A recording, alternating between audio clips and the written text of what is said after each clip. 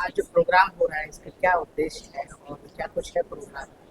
जी, जो हमारा college of fishers Kishanganj है, ये प्रोग्राम करवा रहा है। इसको बोलते हैं नेशनल सेमिनार, जो होने वाला है 2 दिन के लिए, 18 और 19 नवंबर 2024। इसका जो मेन एम है वो ये है कि किस तरीके से हमको ये देखना है कि जो हमारा फिशरीज सेक्टर है, उसमें जो कितना बड़ा इंपॉर्टेंट रोल है क्लाइमेट का और क्लाइमेट चेंज जो आ रहा है उसका। इस प्रोग्राम में जो हमारे यहाँ सबसे पहले जो बासु के जो हमारे वीसी सर वो आए थे, उनका नाम डॉक्टर डी आर सिंह है। सर ने इस पर जोर दिया है कि किस तरीके से हमको जो है एक वन अप्रोच लेके चलना है फिशरीज, एग्रीकल्चर, हॉर्टिकल्चर और हमारे वेटरनरी साइंस को। सर ने ऐसा बोलने के लिए हमको ये कहा है कि जिस तरीके से है जो हमारा क्रॉप्स है, एग्रीकल्चर हो गया, आपका वेटनरी हो गया, तो कैसे जो है हम सब मिल करके एक अप्रोच के द्वारा जो है हम अपना क्लाइमेट को ठीक से अच्छे से रख सकते हैं। इसके अलावा जो हमारे यहाँ पे और भी साइंटिस्ट वगैरह वो आए थे, डॉक्टर दिलीप कुमार सर आए थे। उन्होंने हमको ऐसा बताया है कि टेक्नोलॉजी का यूज़ करके, जैसे कि मान लीजिए हमारा बायोटेक्नोलॉजी है, नैनो टेक्नोलॉजी है, उसका यूज़ करके हम कैसे जो है हमारे सेक्टर को और भी स्ट्रेंथन या मजबूत बना सकते हैं। और हमारे यहाँ पे अभी जो है एक प्रोग्राम हो रहा है जिसको हम बोलते हैं आइडियाथॉन।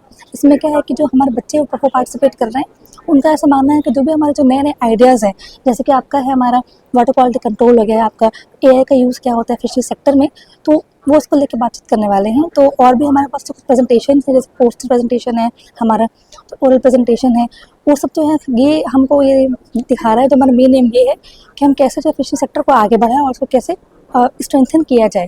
बेसिकली क्या है कि जो क्लाइमेट का जो हमारा प्रॉब्लम है, क्लाइमेट चेंज का बहुत सारा दिक्कत हो रहा है, तो उसको कंट्रोल करने के लिए हम ये सेमिनार को यहाँ पर करवा रहे हैं। ये आपका सुझाव? जी, मेरा नाम ऐश्वर्या शर्मा है, असिस्टेंट प्रोफेसर ऑफ किशनगंज। नमस्कार। आज जो एग्जीबिशन लगा है उसमें हमारे कॉलेज की तरफ से जो लगाया गया है, इसमें दिखाया है कि मछली से क्या क्या हम उत्पाद बना सकते हैं और जो हमारे मानव के लिए जो खाने के लिए जो न्यूट्रिशन देता है उसके बारे में इसमें है, और क्या क्या प्रोडक्ट हम बना सकते हैं उसका ये ब्रोशर सब दिया है, जिसको यूज़ करके हम बना सकते हैं मछली से।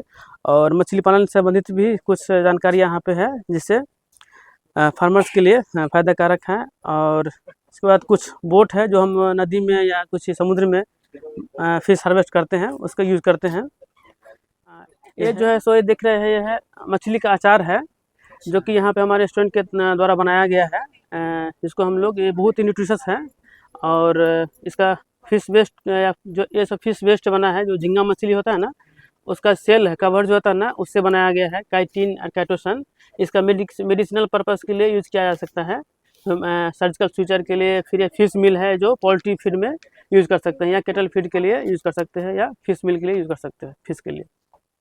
ये मछली के वेस्ट से उत्पाद बनाया गया है। क्या नाम होता है आपका? मेरा नाम डॉक्टर परमानंद प्रभाकर है। Final year PG student of College of Fisheries Aquaculture, and she is my batchmate Nisha Rijak. Come this side. As we all know that aquaculture is actually the sunrise sector, and many of the people are not knowing what actually is going in this sector. And we are knowing that food security has been the major concern of this era, and we are seeing here that is the Pradhan Mantri Matsya Sampada Yojana. हम सब जानते हैं कि प्रधानमंत्री के द्वारा एक योजना का शुभारंभ किया गया था 2020 में, जिसके अंतर्गत कि ये सुनिश्चित करवाया गया था कि जितने भी ग्रामीण क्षेत्र में जो कृषक रहते हैं उनको एक ऐसी मतलब लाइवलीहुड के लिए, जीविकोपार्जन के लिए एक ऐसी मतलब फैसिलिटी दी जाए कि उनका एक लाइवलीहुड जो है खुद में जनरेट हो पाए। बिकॉज बहुत सारे लोग ऐसे हैं जिसको कि कोई भी टेक्निकल या फिर साइंटिफिक नॉलेज नहीं है, तो फिश प्रोडक्शन जो है उसमें बहुत सारा फैक्टर काम करता है, जैसे कि इन्वायरमेंटल फैक्टर है। तो उन सब चीज़ों को कंसिडर करके अगर हम लोग चलेंगे तो देखें कि कम इनपुट में हम लोग वहाँ पे बहुत ज़्यादा ही आउटपुट दे सकते हैं। जैसा कि सर ने अभी तुरंत बताया था कि वो जैसे कि फ़िश प्रोडक्ट है, तो अगर हम इस फिश पिकल को देखते हैं, this is a very small amount of fish pickle. If you talk about the input cost of this, hardly it will take the 500 amount. But if you sell it, if you talk about the selling price of this pickle, it may be sold at the price of 1000 rupees. So here we have seen that we are putting a small effort and with the less input, so it can generate the lot of income to the people. And if you are seeing here, these are these local boats used for the fishing, and this is a Chinese net. This is used in the Kerala, that is the Fort Kochi region. So there are so many people living in the country. There are many methods, that is the different type of fishing methods, so that people can implement different type of ideas there. Here we can see the different kind of brochures. As we know that people are having so many concern about the fish sector, but they are not having the technical know-how. So we are here providing the different kind of brochures so that they can know the basic, that is the जो एक starting से जो उनको जानना है कि क्या है फिश प्रोडक्शन की तकनीक क्या है, इसकी विधि, या फिर उस सेक्टर को कैसे हम लोग इन्हांस कर सकते हैं। तो बहुत सारे यहाँ पे ब्रोक्योर्स रखे हुए हैं, जैसे कि यहाँ पे देखें कि फ़िश में कौन कौन सी जो एक जनरल बीमारी होती है वो यहाँ पे हम देख सकते हैं, उसका जो एक निदान का उपाय होता है वो भी इस चीज़ में दिया हुआ है। तो यहाँ पे बेसिकली हमारा एक कंक्लूजन ये निकलेगा कि फ़िश सेक्टर को किसी भी तरीके से प्रमोट करना है with the less out input and the more output. With this I would like to end the session. Thank you. Evening, I am Nisha, I am a PG student. So हमारे जैसे कि यहाँ पे ऑर्गेनाइज़ किया गया है सेमिनार, तो इसके अंतर्गत हमारे बहुत सारे, जैसे कि इस स्टॉल में बताया जा रहा है कि कैसे हम कोई भी फिश को कल्चर कैसे कर सकते हैं, कैसे हम इसको आगे बढ़ा सकते हैं।